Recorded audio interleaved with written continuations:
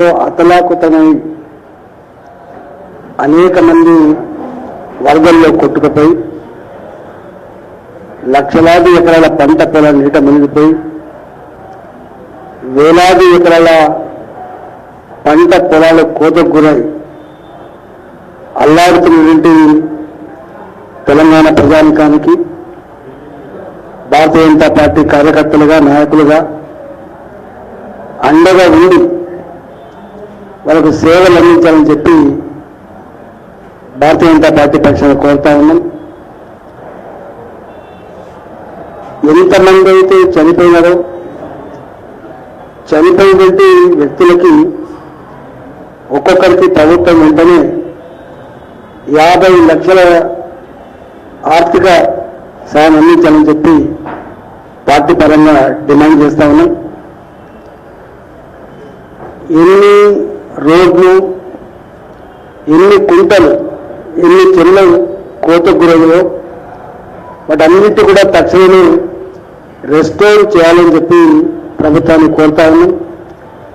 మూడవది గొర్రెలు, poultry forms, అదే పశువులకి అపార నష్టం జరిగింది కాబట్టి అవన్నీ కూడా అసెస్ చేసి వాళ్ళందరికీ ఆర్థిక సహకారం అందించాలని చెప్పి ప్రభుత్వాన్ని కోరుతా ఉన్నాం. ఇవాళ పంటలు కొట్టుకపోవడమే కాకుండా పంట పొలాల్లో 3 రోజులుగా 4 రోజులుగా నీళ్ళు నిలువ ఉంటే పంట పచ్చగా కనబడుతుంది పత్తి చేను కానీ కింద వేలు కుళ్ళిపోయేటువంటి ఆస్కారం ఉంది కాబట్టి వారం 10 రోజులు ఆ చేనులన్నీ కూడా చేతికొచ్చే ఆస్కారం లేదు కాబట్టి కొట్టుకపోయిన పంటలు మాత్రమే అసెస్మెంట్ కాకుండా నీళ్లు నిలవ ఉంది, నీళ్లు కుళ్ళిపోయి రేపు అక్కర్లాని పంటల విషయంలో కూడా ప్రభుత్వం అసెస్మెంట్ చేసి వాళ్ళకి నష్టపరిహారం చెల్లించాలని చెప్పి నేను కోరుతా ఉన్నాం. ఇవాళ అన్నిటికంటే ఎక్కువ నష్టపోయింది మక్క పంట. ఎందుకంటే ఖమ్మం, నాబాద్, వరంగల్ ఈ ప్రాంతాలన్నీ కూడా ఎక్కువ మక్క పంట కాబట్టి చేతికాడికి వచ్చిన పంట, ఏదో 2 నెలల పంటనో నెలపైన పంట కాకుండా చేతికాడికి వచ్చి నోటికాడికి వచ్చిన పంట కొట్టుకుపోయింది కాబట్టి తక్షణమే వాటికి అసెస్మెంట్ చేసి రైతాంగానికి సాయం అందించాలని చెప్పి కోరుతాను. ఇవాళ కొన్ని వేల ఎకరాల భూములు కొట్టుకుపోయి కోతకు గురని ఆ భూములు మళ్ళీ వ్యవసాయ యోగ్యానికి రావాలంటే కొన్ని జాగాల్లో అయితే తాడి చెట్టు లోతు గొయ్యిలు పడేటువంటి ఆస్కారం ఉంటుంది కాబట్టి వాళ్ళ షేపే మారిపోయింది కాబట్టి ఆ పంట పొలాలను రెస్టోర్ చేసుకోవడం కోసం ప్రభుత్వం అసెస్ చేసి డిపార్ట్మెంట్ రంగంలో దించి మళ్ళీ వాళ్ళ పంట పొలాలు యథాస్థితికి రావడానికి సహాయసహకారం అందించాలని చెప్పి కోరుతా ఉన్నాం. ఇవాళ ఇల్లు కూలిపోయిన వాళ్ళు ఎవరైతున్నారో ఆ కూలిపోయినటువంటి ఇళ్ళన్నీ కూడా అసెస్ చేసి తక్షణ సాయం ఇవ్వడమే కాకుండా మళ్ళీ వాళ్ళకి ఇల్లు కట్టుకోవడానికి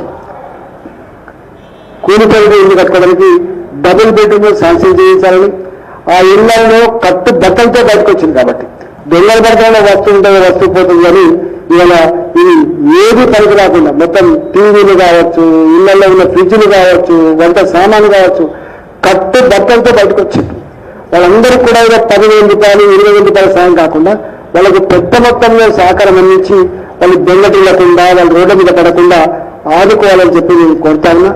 అక్కడక్కడ కొన్ని షాపులు ఇవాళ ఆ వరద ప్రాంతాల్లో ఉన్నటువంటి షాపులను నీటి పాలు అయిపోయింది కాబట్టి షాపులను కూడా అసెస్ చేసి వాళ్ళ మళ్ళీ షాపులు నడుపుకునేటువంటి సహాయసహకారం అందించాలని చెప్పి నేను కోరుతా ఉన్నా. ప్రభుత్వ యంత్రాంగం అంతా కూడా ఇవాళ వాళ్ళకు అండగా ఉంది. సంపూర్ణంగా రెస్టోర్ అయ్యేంత వరకు ప్రభుత్వం సహకరించాలని చెప్పి కోరుతాను. భారతీయ జనతా పార్టీ మరొకసారి ఆ కుటుంబాలు చనిపోయినటువంటి కుటుంబాలకు ప్రధాన సానుభూతి తెలపడమే కాకుండా వారి ఆత్మకు శాంతి చెప్పడమని చెప్పి కోరడమే కాకుండా ఆస్తులు నష్టపోయే ప్రజానికానికి సానుభూతి చెప్పడమే కాకుండా మా కార్యకర్తలుగా మా నాయకులుగా మీకు తోడుగా ఉంటాం, అండగా ఉంటాం.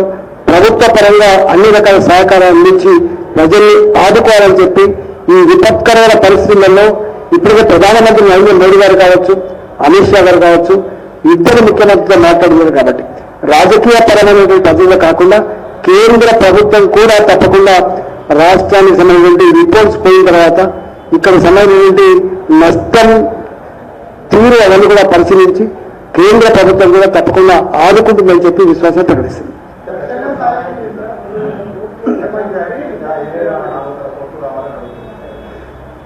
దీని నుంచి సమగ్రమైన రిపోర్ట్ పోయిన తర్వాత వాళ్ళు కూడా అసెస్ చేస్తారు, కేంద్ర బృందాలు కూడా వస్తాయి, అసెస్ చేస్తారు. తప్పకుండా ఇట్లాంటి సందర్భం వచ్చినప్పుడు మరీ ముఖ్యంగా మోడీ గారు రాజకీయాలతో సంబంధం లేకుండా నష్టమే కాబట్టి, ఏ ప్రాంతమైన ప్రాంతమే కాబట్టి మా ప్రభుత్వం ఉండాలనేటువంటి సంకుచిత కోణం కాకుండా బ్రాడ్గానే రెండు రాష్ట్రాలు కూడా తప్పకుండా సహకారం అందిస్తారని విశ్వాసం ఉంది.